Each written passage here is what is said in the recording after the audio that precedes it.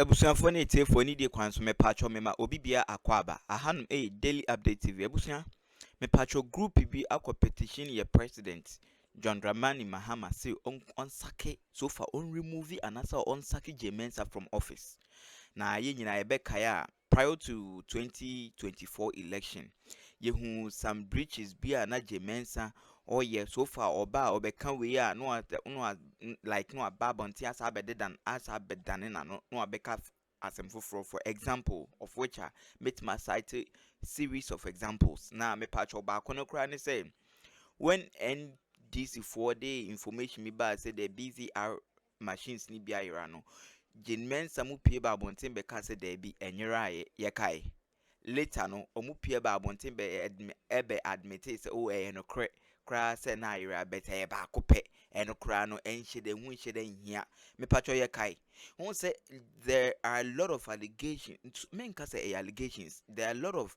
cases ye betima cite Mensa so far now one Ghanaians endi ne kra na ebusua sansem we ma NDC fo bi pie ba bonten be ka say omo de omo nka hwe na omo nya tumi na pa de omo be make sure so be saki Mensa every honum na ye nyina anim say Mensa president ni ntumi en sake ne sa just say one wafa emra kwan so etimi eyi na free ho na me patcho group bi akọ petition ye president John Dramani Mahama say on sake Mensa infro na omo de omo basis and also omo case nso aka ho ana the office of the presidency nso wo maje petition na omo so omo hwem enti ene no emeka say ene any like any moment from now, let me put it this way, any moment from now ye betimanya information be said Mensa ya sacking from office.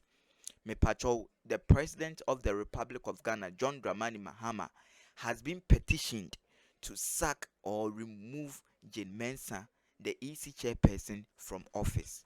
Ebusuafo mi do bibia ase mema mikasa nyetinti yebekọ na yakonya nsem no so nchiremu eti nyankopon hia na onya okese mi da ase bebre so you will be a friend or more positive, transparent, and accountability movement Ghana.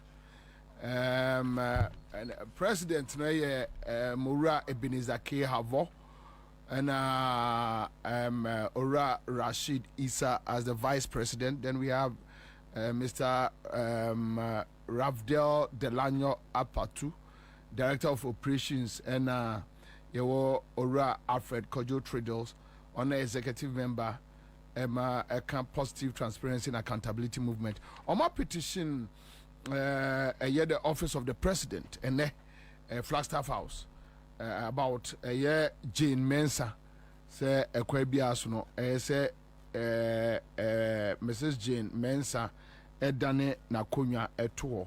So, grounds for the petition: one, financial loss to the state, issues about creation of a constitutional crisis, misconduct and abuse of public office.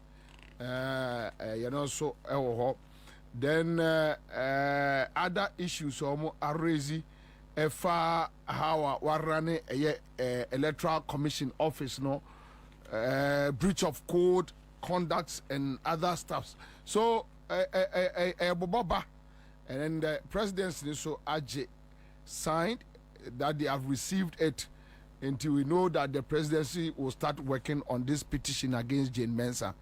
And said the Mekai no quite be brought for dolly and quite be so no if you run to a Kremobetu.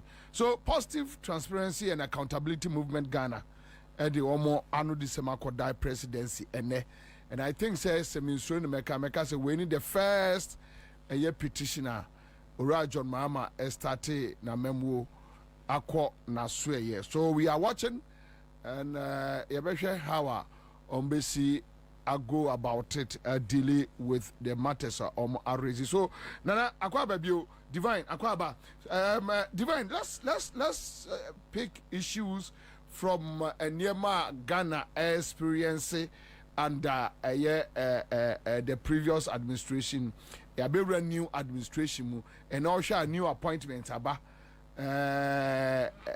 Ora Atoferson ayenin ena friends ayenin ena yenua Jinapo on energy matters. Then quickly Ora Mahama so ene industry players next year. Say nkoma said that so pa MPP for so any abre pa say on be mo bia to say John Mahama and the doom so eba. So and free last year previous administration. Now the ababe ura sam remu your expectations from John Mahama and the administration. Any new appointment, we don't mind. So all the year electoral commission petition on Jin Mensa from positive transparency befemwa. You know so okay. Fine. Pacho yantu mumna. Medase maminchia etifo. Na time 2020. Matiase. Na minchia wankasa so ne production team so. Na chese show ne de agent na ha wa hasin chese be bia be fa bia obi a say na ma wa na wia de ni nipa obetumi no agina mu awia ketekete we nti me bo ne production team abaso ejiso na unim obi amesha se fi da eto aba ne wie unim se ade ba ko a mashada aya konchine ada nyankopon ase e wo ho ne se wa bring it to an end an error yembon paye say yabako semu a yetin kwemu eni yenchirima ebeba daache no sa experience ya yenya ye andana na kufu ado aban we no obi bia enhia bi da ma not never in our history bio na ebehia amemu fun amemu tantan basabasa say ewo omenga na we mu na me de ade ba akọ ne say Ghana nchene ne Ghana aduane ye mede na na mabɔ me tiri mu pɔpaa sɛ nkanyankopɔn amfa fie ne ɛto aba wie ye ɛna ye declare Dr. Mahmoud Bawumia sɛ ɔno no president of Ghana nanka melusu me gidie a me wo man Ghana mu nyina no mehu sɛ majority of Ghanaians are fools, because it will not make sense say Mensa yakomu nyina ne niama bɔne yakomu nyina na Ghana fo ebetena se number kokoto aba e de ama Dr. Mahmoud Bawumia nom de ahye na Akufo Addo anyonyam de a then it means say koya na se ba ne njuma penti na me ade a ama me gidie a mehu say Ghana will rise and become strong and great again, and they say me wojidie say about to the outcome actually say nipa dodo no sabi o majority of Ghanaians are smarter than the very few. Majority of Ghanaians in Jimmy sabi o madwimu da honum, and they know what is good for themselves. And when the mama jidie say Ghana ebe ye bio Ghana ebe jina ne nanso afa ne to ma pefra senke to aba enaka Dr. Mahmoud Bawumia and yesi ya be declare the president me nka be tuko afi Ghana ha si me ko a me mba bio se me hwe kire kra, because na che se oman na chinsem oman no enye ye bio banyame nchade. God has brought an end to an error na ye na Akufo Addo error na ye oni na be de akire no yakopon esane omo kra afi so na onim me ade ba ko a the President John Dramani Mahama winning election we me major issue enemy concern pan say never NDC and John Dramani Mahama His Excellency should never think say Ghanaians see him say he has some special magic wand to be, and I say to Abama because of our special trait to be, and I say because of the fact say obuhuni say oba be ye bi strong ku gidi bi ade bi enye sa. One, first and foremost, the entire Ghana for to aba the man President John Dramani Mahama, and he say the sins and the evils of Nana Akufo Addo and Bawumia has whitewashed all the Nyama in the past, and now compare the stewardship of John Dramani Mahama and Nana Akufo Addo. Utimu say a boy brown ben crowd to say Nana Akufo Addo the end dia ta. And una Ghana pwejina so no makoto abana amana John Dramani Mahama say on be take akonya no me the mesra ne say on taking the time onya abotre there's no pressure man for pressure antone so kra ma pressure amba ne so me throw open letter bi e the command no now one of the things I'm highlighting here and say he should carry Ghanaians along amemo na obebu ni nyina no on carry along ya bibi hu bia na expect say oba beye one eniema na na kufado ye no hu tie to abetia na ye pese be hu omachi bi no mom be repeat those mistakes that's all the kind the exhibition of arrogance of power they look in our faces no more can some phone see now you know what him say it me I've never questioned my dream at a point say ebi my dream no my brother mo na say bi onyansa na say bibi e correct na it was just under na kufado about when I'm to meet trasia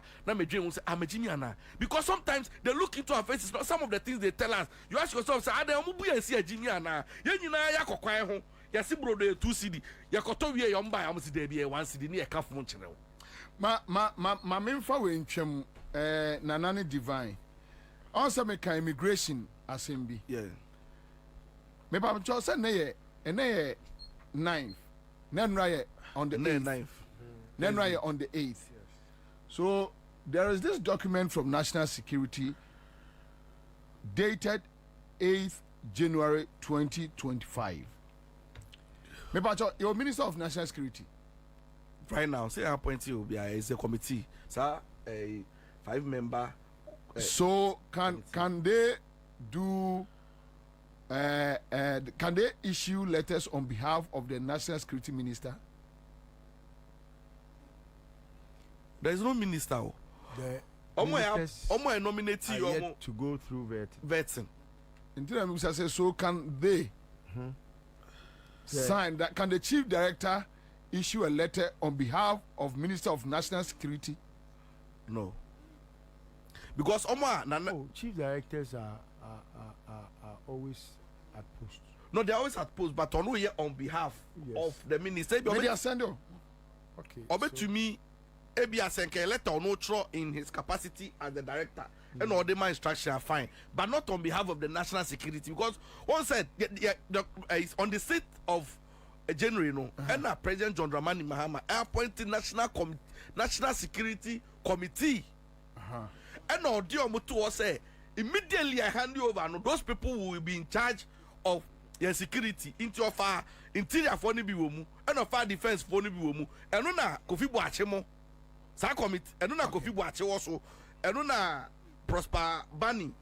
Any Bebulo late muni na egusono. Into that they are in charge. Into a ministerial letter be. So you see, if you look at the funnel, or say or sign for Minister for National Security. We don't have a Minister for National Security. That is what I asked. So it cannot be the case. That is the question I asked. No, it cannot be. Okay, so I have this document here. There are 2 page. And one Ambassador Sena Siao Boatin, Chief Director, on a sign. And almost a shall see Frinra. The on Chief Director and no authority was shall see posting Crawford to different places. So Oshe ya Seraphine Emefa Lawson was posting Kwatema port. Into Osha I write to inform you that you have been posted to the Tema Harbor with immediate effect. You are therefore requested to submit your handing over notes to your supervisor upon receipt of this letter. By a copy of this letter, the security liaison officer of the Tema Port is kindly requested to confirm your assumption of duty to the human resources. And now the problem yet say the nipa no beko akosini suno omo a directing no say ohia sa Serafina no ewo port wo Tema ho. And now people at the national security to air question Sena Sian Boatin say how come all of a sudden we are settled down. He's doing postings after the so no akra ko fan nkrophobia ba say obeform national security and he's issuing letters to them. All right, it's an illegality. You can see from the letter that or sign for Minister of National Security. Yeah. Now, do we have any Minister for National Security? And on TV shows said this government will appoint a Minister for National Security. Because we often NDC hasn't appointed any Minister for National Security before. So how do you know how John Mahama is going to constitute his government? You are jumping the gun. It's an illegality. It must not be heeded to. In fact, transfers, promotions, recruitments, and all that are not supposed to even happen until the government does it. The new government does it. What do I say? You cannot transfer, you cannot appoint, you cannot recruit, you cannot. So all those things, if you look at the Transition Act now, it is no, but so in this case, why is the chief director Boatin in hurry? No, he should be in a hurry because he wants to be dubious. Taking on that to kindly acknowledge receipt. There is official respondents on record, no. We are silly doing it, you know. Two wrongs will not make any right. Okay, we shall see. Pacho, Inti. My main came say Bruno, regional communication officer, be Ora Chasakuwa. Honorable Kawa. Number honorable Dabe. Pacho, Mimpo jam city be a yum myself. Oma abo medin medin yamba timisro. Pacho yanko. Inti. As someone can say, President John Dramani Mahama, yeah, man, the pressure. He should just carry us along. And one thing I say, a year I shall say, more yes snobbish. Say, Bibiaba, Nagana for air drawn attention ya. Mombu and say, John non snobby asem, no to fool my end. Sister and Nekufado to fool my end. Oh, Honumwa, no catch us all quite, obey to me, I acquire quite. And Nekufado bet to me, I don't know, sorry, no, and you know. Na Nekufado posture na or portray ya na for behind your shumbush, you know. And none of the ministers for no so sorry, I no more can phone train in a pobet me catch us say school who needs to be said you janambia Moko yengu robamu na munguri for dinosaur. A man for complaining about free SHS, Kufado Koji microphone, I was saying upper for Abako private school. It is hard the Anubi and a President John Dramani Mahama. And I trust to say on one yes, sir. Insida. Sabi o sanyo ye ne ama no mingi ni say obetumi aba no aba be lord ne ho over us. And now you know me aban we ya be I wish say one thing na omo be ye be taking very seriously a communication. Omo communication department no as a so omo hwe ho yie. Dey ti ameka sa ne say won say ade a MPP fo no omo gina so a omo di ko opposition akotena se ne say Ghana fo and Chenny a refi. And Chenny a refi. Inti no mujidi ni say omo boni omo di nyina no enche bia Ghana for rebefi no mo di atata NDC.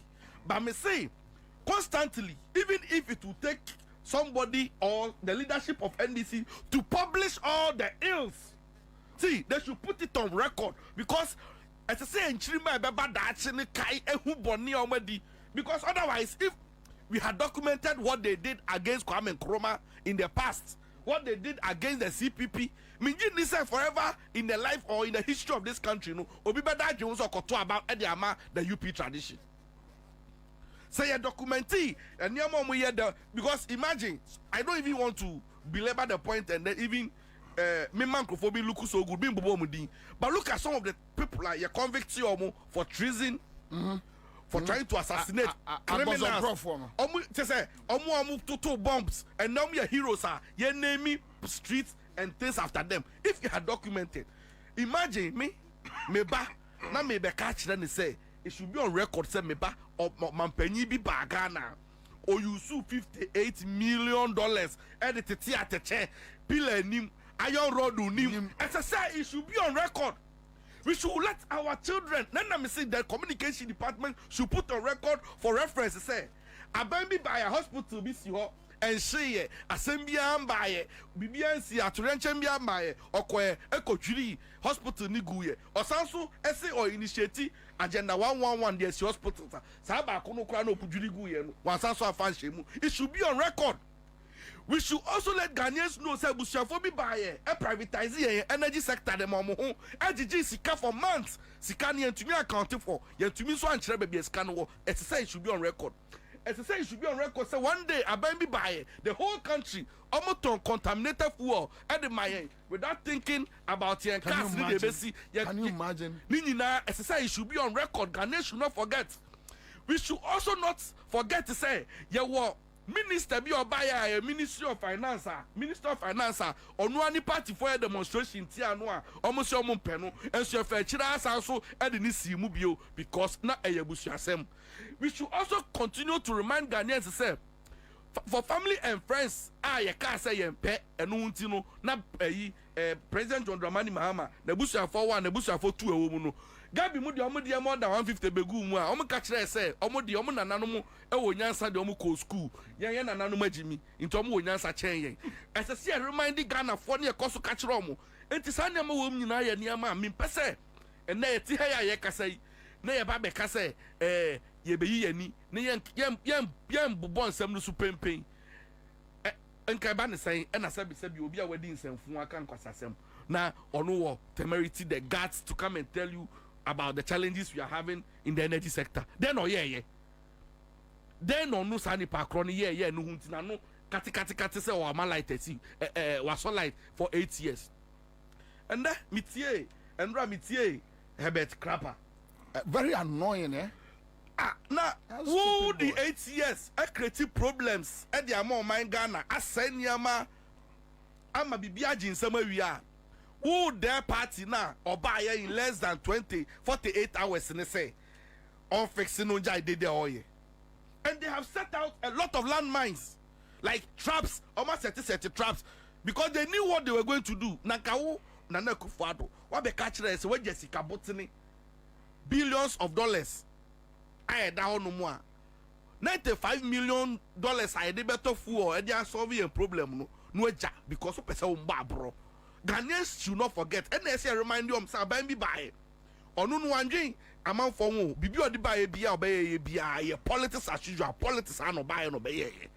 Nanka e ba ne say na uji di say asogli e supply power e de magana fo nyina e ko efie mu ye ni MPP power wo mu. Ye ni NDC power wo mu. Now the car oba no be bisa wa so farmer no because onye ska odi back of MPP NDC for mama win election. And to enter na ujam sa so a Ghana need business. All of these things we must continue to remind them. And see a Ghana for who's a baby buyer in the history of this country. No peshi. You know me election ye ko nyina de ba ko me de any the fact that hey John Dramani Mahama power mo nyeshi under the fact that they fight against state capture.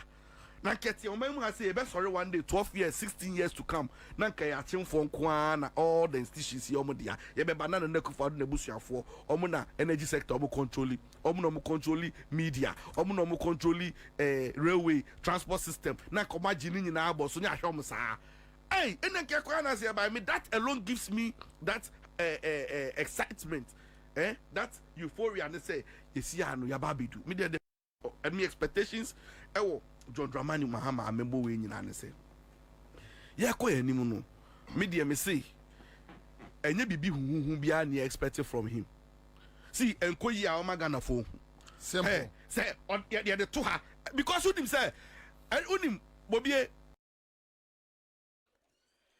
Ebusua me pacho me do bibia sese wanyamre na wabenya ye video ni bi nso ahwenya koponsha na onyo kese mesra say ni die kwan so pacho wo commenter yen constructive never share comment section ye begena ya kenka me pacho ma remfi say obe my thumb up no one like no share a video no ama love it so enye bi eti o share video ni so when you join kwanda please subscribe to our YouTube channel for more updates. Press on the notification bell na no so yen say maybe I did latest news ebeba on board ni YouTube bonka ye na wanya kwenya no abenya videos ni bi so ahwe me da se bebre nyakopo nhya ye nyina na onye kese. Stay tuned for more updates. Ntim pacho no anon breaking news aba ne say group B has petitioned the President of the Republic of Ghana, John Dramani Mahama, say on sake and also on remove Mensa from office. Now, omu reasons and also some cases almost citing in so yako akuti. Me do be biase nyanko punsha na onyoke. Se me patro yedun komoni besia. Me da se.